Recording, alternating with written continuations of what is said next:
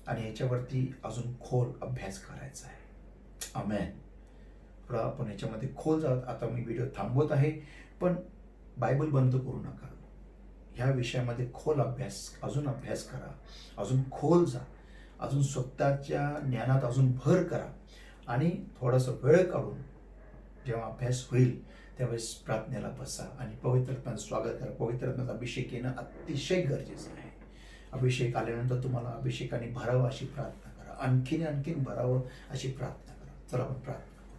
Thank you, Lord, my God, for today's word. Beloved Lord, every power of darkness that's holding upon these lives, upon these hearts, that's trying to take away, oh Lord, my God, today's word. I am destroying it, consume with the power of the Holy Ghost. In the name of the Lord Jesus Christ of Nazareth, set the people free. Get out. Come on, in Jesus' mighty name. Go, get out.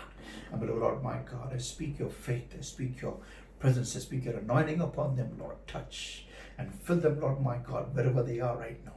Fill them up, oh Lord, my God, in the rooms, wherever they are, just fill them, Lord, completely, Lord, my God, and help them, Lord, my God, to give their mind in today's word, and help them, Lord, my God, to dwell on today's word, Lord, my God. Help them to go deeper in today's word. I bring them all, oh Lord, their vicinities, their going and coming, their families, their vehicles, their animals, their finances, their job, their businesses, everything, Lord, their spirit, soul, body, mind, heart, and life, their neighborhoods, all under the covering of the Lord's blood, the Lord's all and fire of the Holy Ghost. In Jesus' mighty name we pray and we ask. Amen. Amen.